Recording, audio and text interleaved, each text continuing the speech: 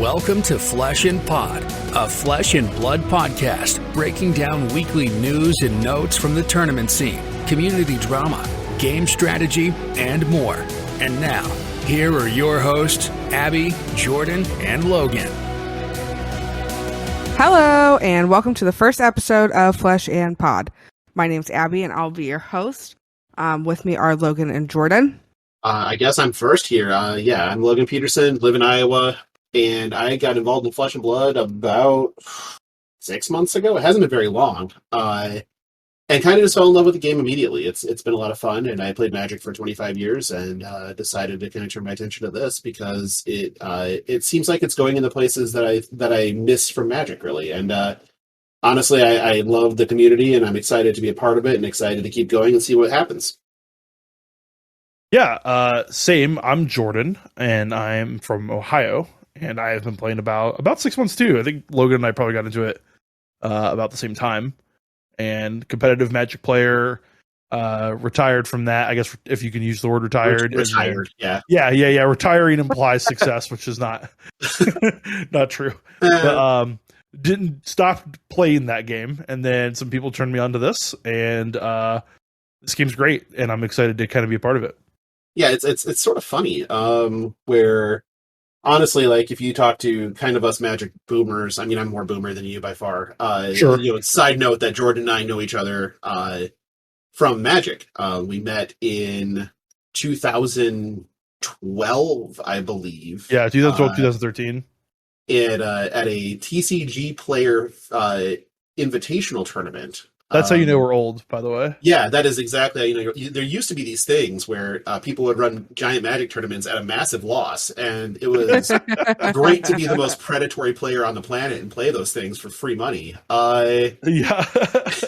However, they eventually will either wised up or ran out of money. I'm going to guess it's the latter. But that's how we met, and we've kind of just been friends ever since. It was kind of a fast friend situation. We enjoyed a lot of the same things. We both talk too much. That is one of the very important reasons that we need the host buffer, and that is Abbie. That is the voice of reason.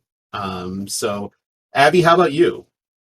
Yeah, so not a former Magic player or really card game player. I've been at Flesh and Blood for about 6 months, so right around the same time frame as everyone else here. Prior to that, the only game I played competitive was L5R. Did that for a little bit. Didn't love it, didn't hate it, but definitely enjoy Flesh and Blood a lot more than the previous game. Now for the real humor of this, the people that are most likely to bicker like a married couple are Jordan and I, but the actual married couple are Abbie and Jordan. So for sure. It's going to sound like Jordan and I are an old married couple sitting on the porch and disagreeing about the sweetness of our lemonade. So be ready for that. It's real life. All of the disagreeing that like Abbie and I will do will come like in the car on the way to the show, or like in the car like making dinner after. And you won't catch any of the raw old married couple stuff, but Logan and I should supplement that just fine. Oh, it will be nice to not be one of the two in an old married couple. It'll be nice to be on the outside for once. Fair enough. And I tend to drink during the shows. So right now we are on a Wheezing Juice IPA from Grand Armory Brewing in Grand Haven, Michigan. Okay. We'll be moving on to a Sun King Orange Vanilla Sunlight Cream Ale out of Indianapolis, my favorite brewery in the company. Country, not company. But we will, you'll hear me talk a lot about various beers and stuff as we go to, because that's a secondary passion, well, primary passion, I guess. But you're going to hear a lot of that too. Well, and one of the cool things that, I don't want to spend too much time here, but one of the cool things I think that you and I especially like about traveling for card games is that you get to go to these different areas, eat their food, drink their beer, meet their people, and like play the game, see the world was like Magic's trope, but Flesh and Blood is bringing that back in like a really fun way that I think appeals to like everybody. And I don't want to step on this too much, but the one thing that, and you're right about the trope, the play the game, see the world part. I've noticed, and a lot of this has to do with pace. And how Flesh and Blood tournaments really operate. But it seems like it gives us more time to digest locations in the community. Yeah, the games are faster, rounds are shorter, like as opposed to Magic, where you basically didn't see anything outside the convention center. Right. Yeah, I definitely think that's true. I'm drinking a Diet Cherry Pepsi from PepsiCo in Harrison, New York. Some people might have heard of Pepsi. They're a medium to large size company in the United States. Yeah, I've heard they're kind of big. Yeah. They make a lot of stuff. They're really big in India. Did you know that? I did. They're actually like they're Coke in India, basically, right? Like they are like the predominant soft drink beverage in. Yeah, I was in India and I asked for a Coke, and the guy took me into an alley to his dealer, and I'm like, oh no, I'm in a soft drink. And he's like, no, you have to buy that back here too. Actually, I did both, honestly, but it is what it is. Jesus, our FBI agent's not going to be happy. Anyway, probably not. Disappointing. I am drinking a water. Come from the Great Planet Earth, if you've ever heard of it. Very refreshing. I'd like to point out that the planet Earth's pretty mediocre. I think Nestle is going to sue Earth now over the implication that water comes from Earth and not Nestle. Probably not. So yeah, I guess we'll jump into it. What's on the docket, guys? Yeah, so the first thing, we're in December here. It's currently December 5th. No calling schedule for 2022 yet. Definitely was hoping to see it earlier than the current date, which we don't have, so people can start planning. So hopefully they'll get that out soon, but not something you want to see this late in the year. Yeah, no, it makes it hard to travel. Like I think we were planning on going hard, and they kind of are stepping on us a little bit. Yeah, to kind of get this out of the way early, it fucking sucks. Yeah, it really does.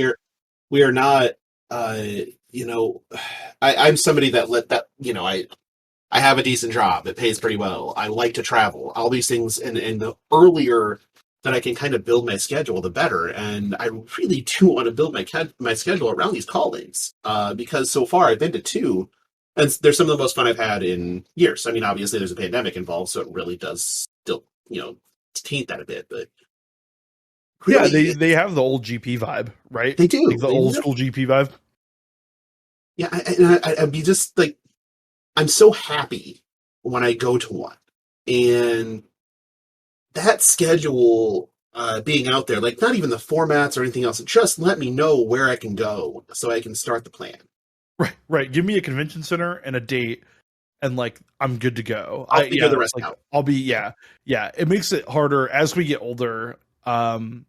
It makes it harder to do this because back in the day, right? Like 10 plus years ago now, it would just be like, oh, hey, there's this tournament in Georgia. We're leaving Friday after work. Like, okay, that's a 10-hour drive, but like, whatever. I'm not responsible for anything, Yeah, so right. you just did it. Like, now it's like, oh, well, I kind of need to know like a month in advance, or 2 months in advance would be great. Like 3 months in advance would be perfect, Right. I look at my iPhone, because I'm not such a boomer that I don't use my phone for my boarding passes to get on a plane. And so when I look at my wallet, I've always kept the event ticket entry from Grand Prix Richmond in 2014 or 15, whatever it was, in that wallet to remind me that one, Grand Prix used to be affordable for entry.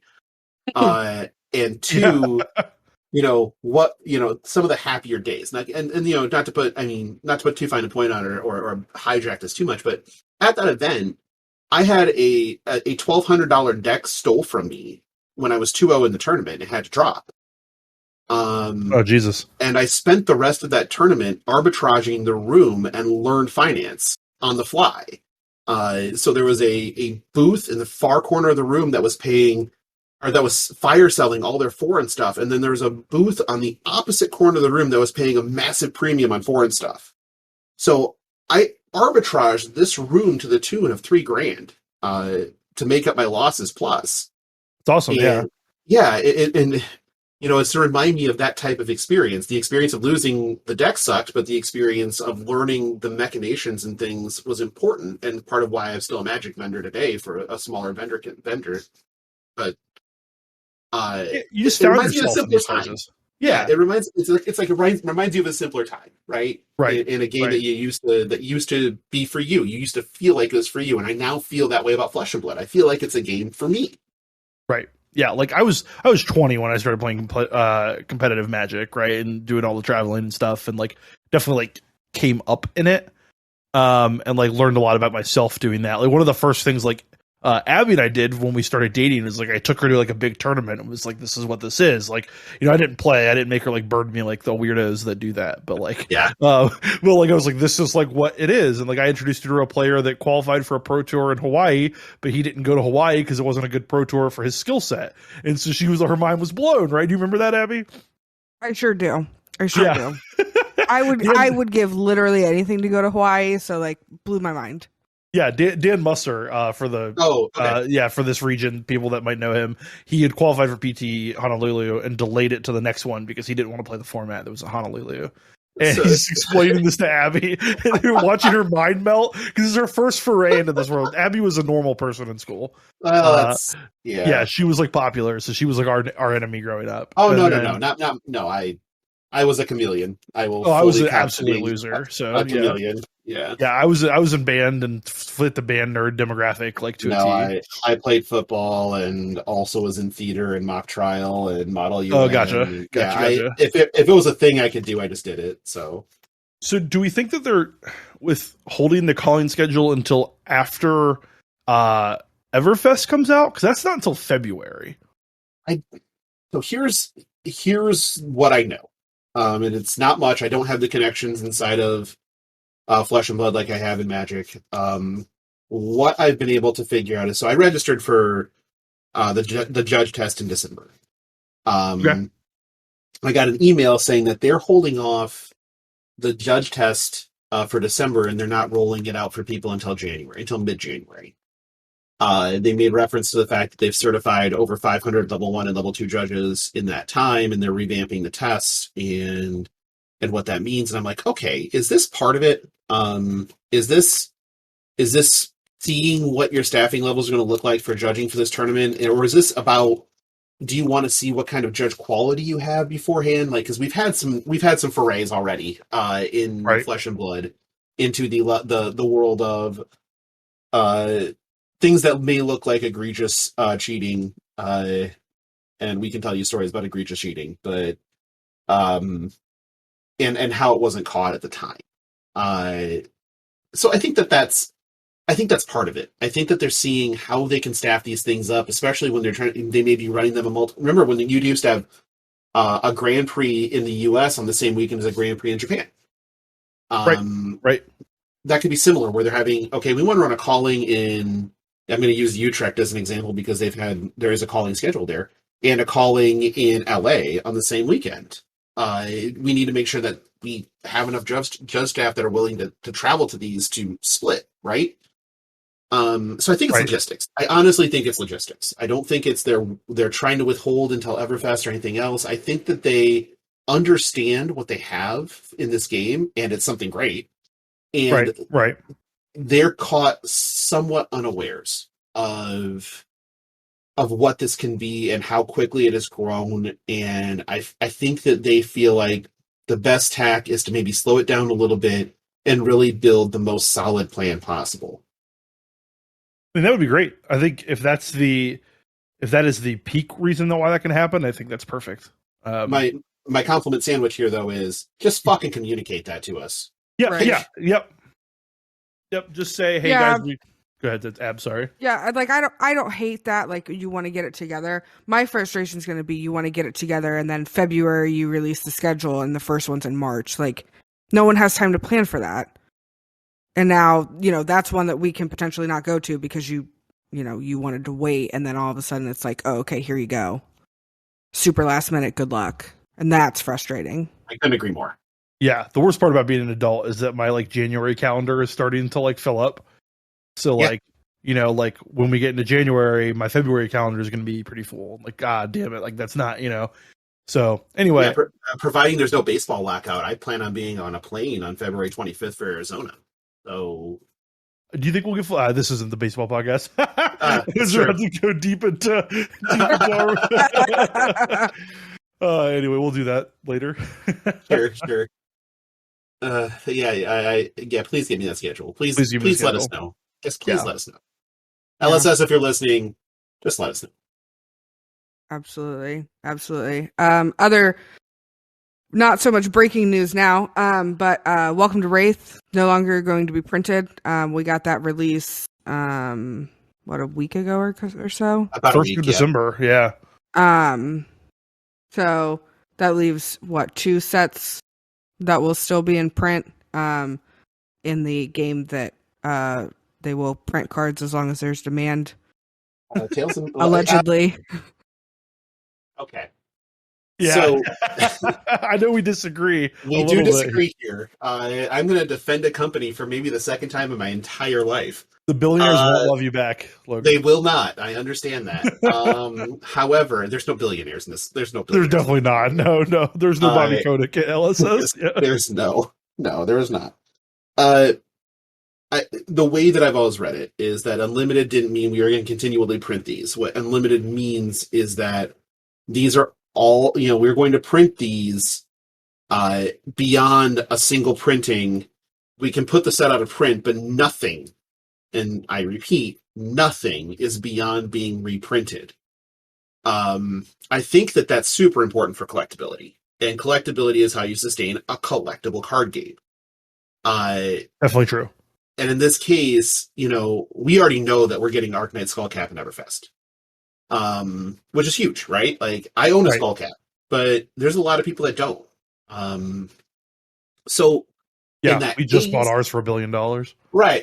Well, yeah, unfortunate, but yeah. But in this case, it's like they've committed to not letting the game die because you can't get a hold of cards. And it seems like they really are leaning into limited as something that they want to establish and push as something that is available for everybody. And I love it. I definitely agree with that there is a good emphasis on unlimited print runs versus first print runs, and like the fact that like Skullcap, you would have some collectors go, not my Skullcap value, but players are going to get their hands on these, and that's like you said, that's excellent. I'm doing some historical research, I guess, and James White, who, if he's the Richard Garfield of Flesh and Blood for people that don't know, former Magic player. Former Magic player. He has said that unlimited print runs won't be forever, so I will eat crow on that one.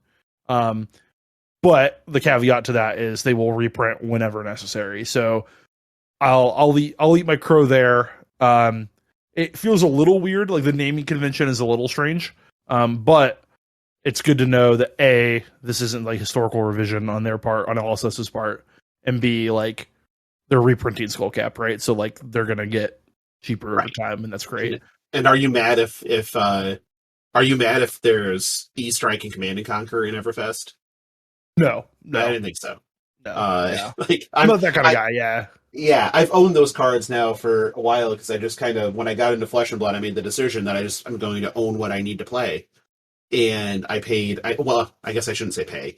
I opened every Command and Conquer I own. Nice.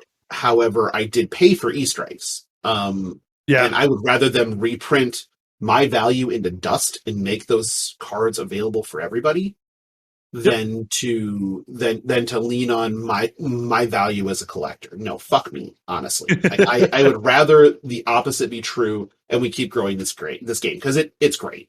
Yeah, completely agree. I mean, I think if you're looking at Flesh and Blood as like your retirement plan, you should like Google index fund. Your mind will be blown. Just Google average 9-year return of index fund, and you're gonna freak out. Right. But like I am happy about the concept of what they're doing with reprints. Maybe this is a broader discussion. I wish Unlimited and First Edition came out closer to each other. Maybe Unlimited first, and then First Edition collector set later. I don't know what that would do to the economy or anything, but I do think that the first printing is a little tough on the competitive player. Like Tales of Aria Callings happened, like constructed Callings happened a week or two after First Edition comes out, which isn't designed to be a set for the mass amount of players. So it feels like there's a little bit of a clash where I could care what art is on my card. I just want it for my deck. and I feel like I have to buy these up, whereas some collectors might care. Yeah, I guess I agree with you to a degree, and I'm interested in the unlimited first thought process. I do think that it is in the interest of the community specifically to have these first edition callings. I think that that's the milkshake that brings all the boys to the yard, right? Like, you're gonna get to go in, you're gonna play first edition, and it's gonna be great. And I think people show up for that shit. I think they really do. That's true. So yeah, I kind of feel that. And they think that's why, especially when they looked and went, Vegas happened, right? 1,000+ people, whatever. And they did the right thing and went and said, okay, we have momentum, foot on the gas, Michigan versus Iowa, put them away. And that never gets old. And honestly, I think that if they keep that kind of tack where they emphasize the limited callings during the first edition print run, man, you're just going to keep growing, and it's going to be unreal. And I really feel that in my bones, and I feel like that makes sense to me. That makes sense when you say it like that. Yeah, that makes sense. Yeah, Ab, did you have an opinion on that? Because I know we've talked about that off of podcasting before, but I didn't know if you had anything else. No, I mean, I don't think anything different. I get the stop of the printing, like it makes sense, but it's just, we started and it was, as long as there's demand, they'll print cards.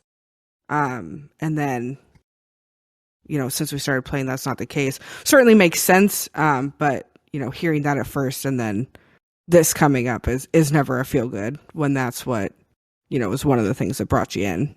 Totally understand. Right. That's definitely true. And with Tales of Aria Unlimited just happening, wonder how long does that have? And right. What are the reasons they do it? Is it a set time? Is it economic factors like data that they're seeing? Like, okay, these aren't selling, we're going to stop printing. What does that mean? There's a bunch of just unknown variables. And I think, like, as a player who has like some general business savvy, I'm curious, but ultimately does it matter? Like, no, I'm just going to buy the cards because I'm a sucker, and like, I'll just pay what the prices are because I'm a fish, That being said, that being said, how absolutely stoked are you to draft in the Farewell to Rathe events?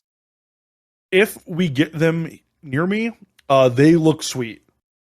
There are 2 that are happening in the Des Moines area, and I would love for you guys to be here for them if you guys don't get one. I think that this is one of the coolest things I've seen a game company come up with. These cold foils are sweet. Like, I need this Bravo cold foil in my life. Absolutely sick. We'll put a link to the events in the show notes. I'm going to make a note to do that right now. Oh, I have it there. Okay, cool. Good job, Jordan. Good job, Jordan. Show notes. But these look awesome. Drafting is great anyway. Get a random display to go with like your thing. Like, oh my gosh, like it's one store is gonna get an alpha box. Like, right. That's great for your LGS. Like, holy hell! Like, yeah, I'm about it. This is the kind of rewarding stuff that it really makes. I mean, just look at how LSS supports the LGSs, even in this time of like of pandemic and everything else. God, they go out of their way to give the stores value. I mean, you look. I was at a 9-player skirmish and walked out of the top 4 with a cold foil Oldham that sells for like $100. Sent to us by LSS for $0 to the LGS that ran the event. That's insane. Oh wow, yeah. Like they just, the support that comes from LSS to the LGSs is heartwarming because LGSs have it rough. I mean, we all know that. They do. They definitely do. worked for them or seen this, and man, they are so good at this. And I really A plus guys, just keep it up. Just keep doing this. Keep these LGSs propped up and going so that when this player base continues to grow, we just all have these places to play because it's great. For any Columbus area players that are listening, we do have one in Tuscarawas County, Ohio. Tuscarawas. What the hell is that? I'm pretty sure it's up towards the west side of. Hold on, I'm on a map. Is that in Canada? So it's west. Sorry, it's east of here. All right, how far I is it literally nowhere. It's 2 hours east of Columbus. Can't It's by New Philadelphia. New Philadelphia. New Philadelphia, Jesus. If Okay. you think that that's a common place, I didn't. Coshocton is what was more familiar to me than New Philadelphia. So shout out to Game Castle in Ankeny, Iowa, and Mayhem Comics in Clive, Iowa, for being as good as they are, because it sounds like we're going to do two in the same thing, and we're way smaller than Columbus. Oh man, this game store, if you could probably catch the vibe that this is the middle of nowhere, this game store is wedged in between a Freemasons Lodge and an American Eagles Lodge. Holy shit. So yeah, this, we are in small town USA. I see my parking spot. It's right So in the front of G with the building on compass? Yeah. Like the Illuminati meet there. Yeah, this is great. Oh wait, so now Bezos goes there for lunch. Yeah, now we're gonna have the FBI and Illuminati listening to this podcast. That's great. That's a lot of listenership. Hell yeah! It is limited. Great. The Ohio event is limited to 24 people. So if you're interested, I think some of that's gonna be common. This town doesn't have 24 parking spaces. I was gonna say they probably don't have room for more than that. Right. It's going to be interesting because I think that we're going to be staring down the barrel of a 10 to 12 to 16 tops participation in the two Des Moines area ones, because Omaha will have one, and I know there's one in Mankato as well. If the Mankato one ends up being... Mankato's a town in Minnesota, folks.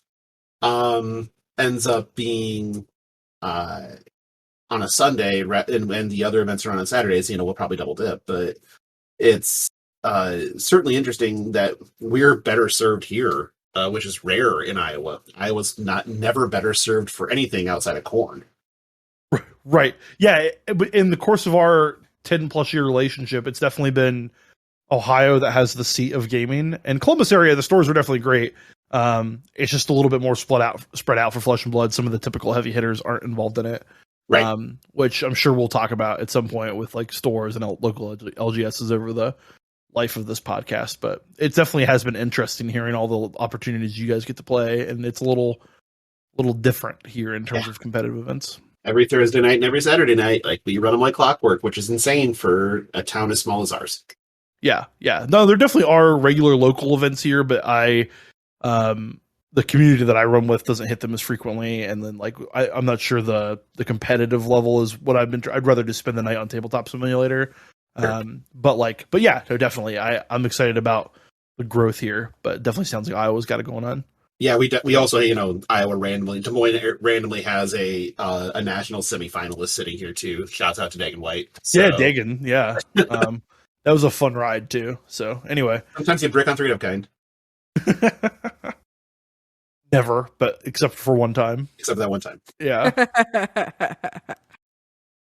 I'm really excited about this next bit. So yes. Ooh, all right. Yeah, back up. It's my job. Okay. So don't you step on Abbie's dick. Yeah. Knock it off. Okay. So our next discussion point is our Reddit thread of the week. So we will tag the thread in the show notes so that you can read through it. But the long story short, there was a person who traded a carrion husk, which is a $145 value. Rainbow foil. More info that I didn't have. Into his local game store for 2 $25 playmats and 5 crucible packs, which are $5 each. Yeah. So the first question is did the guy get fleeced? The answer is obviously. Yeah. I mean, it's a feel bad, but for sure. Yeah, $50 for $145, so 33% trade-in value. This feels like he fell for one of the classic blunders. The first being never start a land war in Asia, and the second, slightly smaller blunder is making this fucking trade. Like, Yeah. it's a playmat. It's something you put cards on. It has some fancy zones on it. My wife's a graphic designer. I'll have her cook one up for you in 10 minutes and sell it to you for $15. For fuck's sake, people. Exactly. I understand Crucible packs are out of print, and that's cute. But the Flesh and Blood community as a whole has really figured out sealed product to a degree, and packs aren't it. So I can't see this as being anything other than a giant L. Yeah, so the vibe from the thread is he is new to card games, so that explains a little bit of the mistake. Which, hey, like if you're reading this or if you're listening to this guy, or if you're like a new player and going like, "Well, we're jumping up and down on this guy pretty hard," we've all been there. It is just part of being a card player that like, oh, the LGS to player economy is not real economics. No. yeah. Like you're a sucker no matter how you interact with the card game economy. So like we're all idiots. It's just a matter of 2 degrees, right? Yeah. He'd only been into Fab for about a week when he did it. He hadn't even played a game. So it very well could be like, hey, the shadow equipment that I'm not going to use, I get all of these cards instead. But man, like I feel like he definitely got fleeced. One of the things that I'm curious about is, I guess let me back up. I'd like to hear from each of you. Is 33% trade-in value to your LGS bad? I would vote yes. I would vote yes. I can tell you straight away that the minimum trade-in value at any of the LGSs around here is 50%. That's the low end. That's 50% TCG player was the value at the store that I worked at, and then we would give you 33% cash. 33% TCG mid cash. Back when like TCG mid meant something, it's like kind of a weird thing now, but like. And honestly, I think that the advice that everybody needs to learn in their life at some point in time, and it's taken, it took me 30 plus years to learn it, honestly, is if you walk in the room and you look around and you can't identify the mark in the room, you're the mark. Turn around and leave.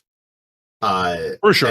And LGSs operate on that concept, right? Like they operate on the concept of what they think they can get away with paying. It's the inverse of how vendors typically work. If they, it's the way that we talk about it in the vending space is you never, ever skin the sheep. You can shear it and that's fine, but you never, ever skin it because that type of bad press coming back is never worth what you're going to get. And in this case, man, if I was this guy, I would, fleeced is the right word, but he was skinned. And I would 100% to me feel like I would never walk in that store again. And that's actually something the commentators got onto is a direct quote from one of the replies is, I think your local store is doing a bad job of supporting players and the game by treating their customers this way. 100%. And it's kind of a little confusing, the post. I'm not sure if he was engaging in like a 1v1 trade with the owner or engaging in a trade with the store proper. That is a thing that I think newer players also think is the distinction for, where it's definitely not. Like, if you're doing a trade with the owner of your LGS, like, out of his trade binder, dude, it's all the same. He's trying to get you.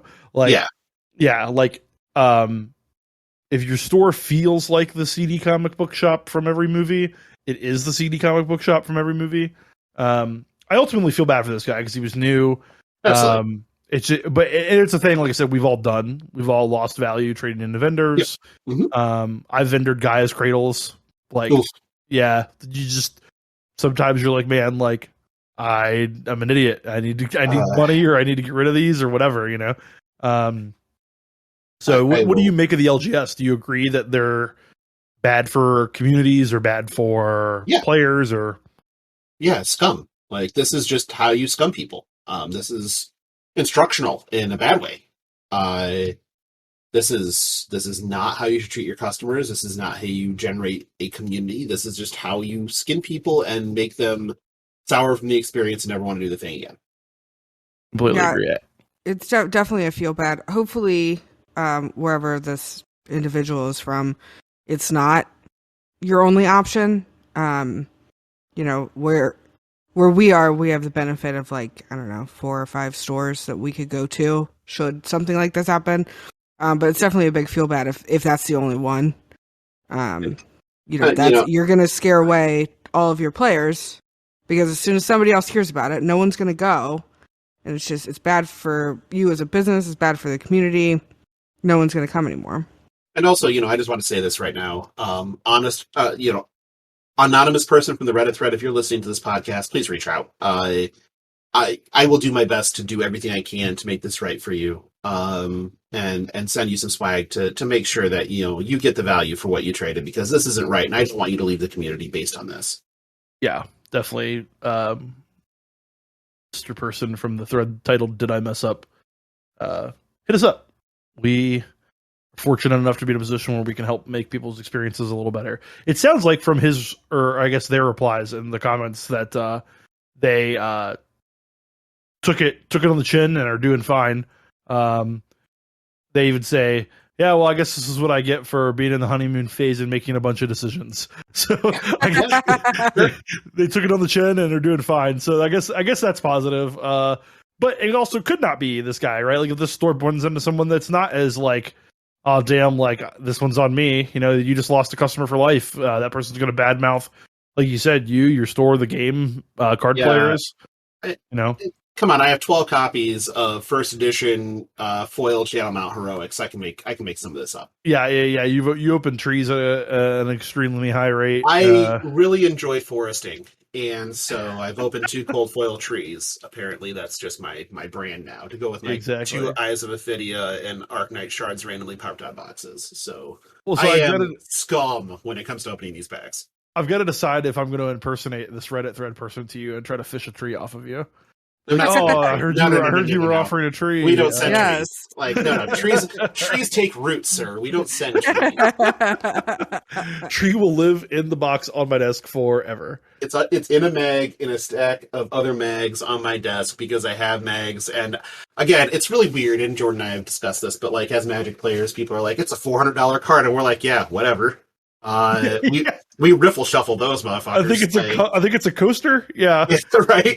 It's really funny watching players that haven't played collectible card games that have high end value, because they with the snap cases and the top loaders, and it's oh yeah, dude, you just burn and turn those babies, bend them. Let's go. Literally yesterday, I'm riffle shuffling a commander deck, and the card pops out of the riffle shuffle with a little bit of arch to it, and it's a foil Urza's memory jar, so $800-$900. I'm like, oh, pop that back in, and the person across me just pale, and I'm like, oh, what?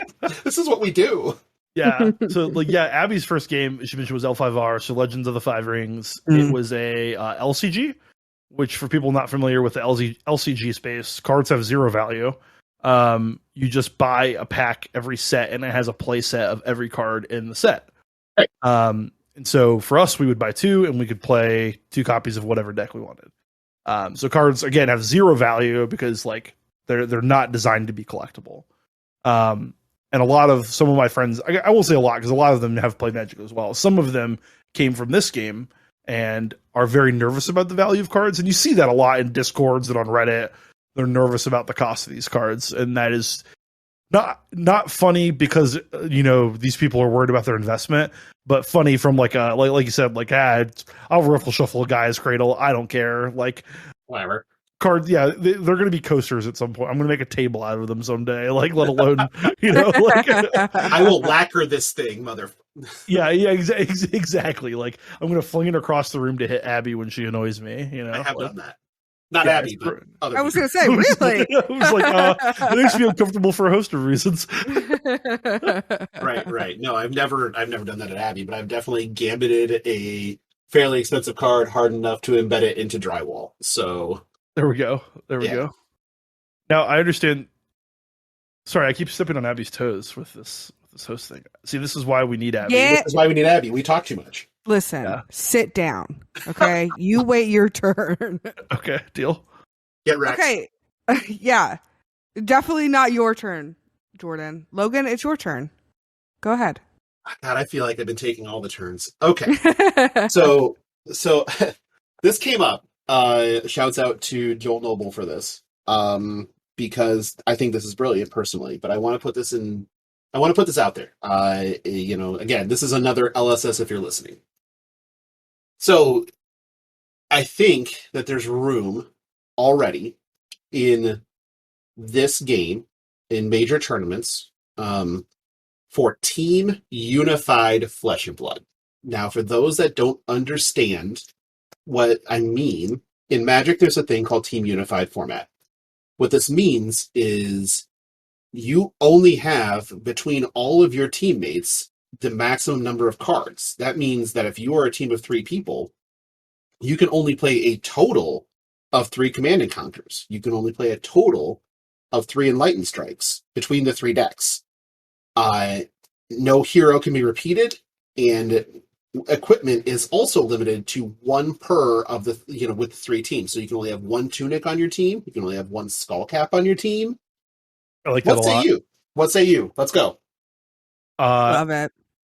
I love the idea of that. Team tournaments are great. Team unified makes deck building very hard. And I like that. And I want to do this. I think it does 2 things, honestly. One, it does make deck building very hard. I've done this before in Magic in formats with more cards, and it's still impossible. The other thing that I love about this and what it does is it means that you don't have to own all the cards. It expands great point. People's ability to play. And that's a great point. I feel like we're in a spot right now, especially with the equipment, because we haven't had a lot of time with this game. I mean, this game is only 2 years old. But I don't feel like we've really had the time in this game to get all the cards in the hands of the people that are now coming into the game. But if we had this team concept where you don't have to own a skull cap, somebody else might own one and they're on your team. Great. And then you pick which deck needs the skull cap the most. Across the board with all the other cards. I think that this is just a way to keep expanding the game, and also team concept is so good it builds some of the coolest moments you see. When a team wins a big match to either top 8 or win the event, and they're all up and they're hugging and they're cheering. That is the best press you can get. It's the joy, and that joy is contagious. And it definitely is. What's the best part? Everybody likes team sports, and we like card games, right? Let's just make the 2 kiss and have a thing. Mm-hmm. Yeah, and team unified. Just it seems like this game is just built for it. Like, you have the different heroes, the different card pools, and the connective tissue is always these generic cards with super powerful effects. I mean, I remember the thing that got me hooked in Flesh and Blood is in my first few packs I opened a Command and Conquer, and I read it, and I played like a intro deck game at some point in time. I looked at it and I'm like, is this just read the cards, explains a card type of thing? Hopped on TCG Play and went, oh shit, yes it is. Because I saw the price. And from there I was hooked. I'm like, okay, I can figure this out. And I will fully admit I'm not very good at this game, especially in CNC yet. I have just not played enough. But at the same token, it's like, give us this. Give us the ability to squad up and bring people in that may not have played this game yet, to say, you have 2 people that play, and you look at a third person and go, I'm going to hand you a deck and teach you this game, and you're going to be our third pilot. Let us build. I think that this is the type of event that I would pass up a main event at a GP for if it were the main event. If they were going to do this, they were going to trial it as a side event, right? And probably. I would definitely pass up a main event to do this. This would be really fun. Even do it in the limited space. Team Sealed is great. Sure. Let me do it in that format as well. Team drafts are great. Granted, I guess that's more of a DGen thing than about to say that's money drafts, sir. Let's not. But no, I love that idea. When you put Logan's Ambush into the show notes, I was really nervous. I had literally no idea what to expect. Yeah. But I thought you were going to show up at my front door or something. That would have been great. A podcasting from my car. Yeah. I guess Logan stayed. No, I don't know. Yeah, I think that's a good LSS. Please listen to us thing. I wonder what, like, because there's not that many. If you can only play one hero, maybe you can only even play one class, so only one guardian, whatever, so that you don't have to worry about like splitting up guardian cards or what have you. Totally fine too. Yeah, I wonder what they need to go that route, because you're right. The only things that really overlap are some key generics and some equipment. The rest of it would make decks so much cheaper, like you said. I don't see a downside. Like, more options is good. I wonder what it would take to get a local game store to like trial this, because that's really fun. Honestly, the ability to sanction it in Gem. Yeah, that's really it. Yeah, just like the nightmare of doing it yourself is a disaster. Yeah. Nobody's going to do it for no XP. So right, I would 100% like have done this yesterday. I've had the ability to, and I mean literally 24 hours ago. If it had the ability of Jen to do it. We've had discussions. I've had discussions personally with, trying to make a bit of a flesh and blood circuit or something that allows us something outside of callings and the armory events to just play, to make it feel like you're playing for something. And I hate it because that's what killed Magic for me, was becoming somebody that worked in Magic events. And I don't want to kill this game for me and make it so it's a job. But at the same time, I would 100% love for just the ability for Gem to open up some ability to just do some funky things, to do two-headed giant. There's gotta be a way, right? Like to do these sort of multiplayer, non-PvE, non-ultimate pit fight events where you're on teams, because again, people love team events. They really do. And this is a totally open space. Maybe we'll make this as a segment next week, so we can dive into this a little bit more, because this touches on a lot of aspects of community building. And like the idea of like working in the space makes it worse, but like you also have all these cool ideas if you're a community builder. Like Abbie and I were community builders for L5R, and I think I agree that the idea that like you have all these really cool ideas on the game, but it burns you out so bad. Yeah. And then like, I don't want to, I know that was an aside to what you were talking about, but I do want to talk about that at some point. You're right. Yeah. I think it's a thing it takes much more than a couple minute blurb to really identify the core issues of how that comes up. Yeah. So I just wanted to say shout out to Nick for community building in the Columbus area. And Ben Lovin's here. Yeah. That kid's amazing. The games don't work without them, Anyway, I know, like I said, I know that was a quick aside to your point, and I'm off the train now, but it makes things like, Team Unified and then Team Sealed and like Two of the Giant type stuff like so cool when these people like yourself develop these ideas and get involved, and like it's awesome. It's just awesome. Absolutely. Yeah, for sure. So I'm glad that you enjoyed the ambush. I'm glad that I didn't make either of you regret letting that into the show notes. I think it'd been cool if there was a sound effect that like you could just put it in whenever you wanted in the show. You can put that in post, I guess. Yeah. I gotta find like some Call of Duty sound with like gunfire or something. Yeah, let's leave that out for now, because we do live in the United States. That's right. I was gonna say, I live in Ohio. I could just like open my window and record on my phone for a second. So. Yeah, exactly. Well, so we are doing our first giveaway. It is a Blackfire convertible premium deck box. It's a dual, so it's got 3 compartments. It's pretty fancy, pretty nice box. I use the counterpart that we got with this one, so a big fan here. So if you go onto iTunes or Apple Podcasts or wherever you listen, leave us a 5-star review by December 18th. So that's 2 weeks from recording date of today, 12/5. And then the winner will be announced on the show released on 12/21. That's not going to be the only giveaway we do. Like, we're going to be giving away something basically every week. So, make sure to keep going. Yeah. So,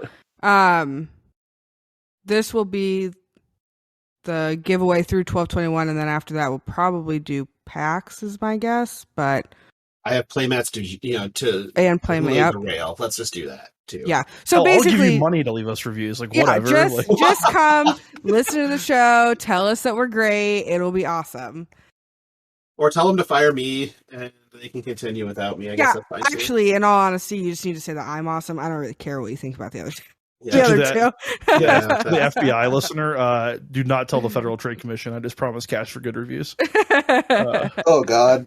Yeah, but no, yeah, I think that we would really appreciate the feedback, especially as we get started. Reviews are, from what I understand, the best way to boost podcasts up the algorithm. So if you like it, or if you just want free stuff, we will take that trade. So Does that qualify as payola? I guess I'm confused. All right, moving on.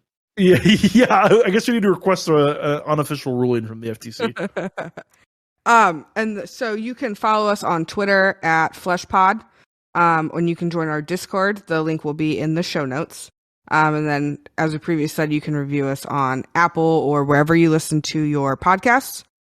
And then we also will be doing a segment each week with any questions or any sort of responses that we get from our listeners. So any questions, comments, concerns, anything like that, you can shoot us an email at fleshandpod@gmail.com. And we will do a question or two every show. Or tweet at us. Love the tweets.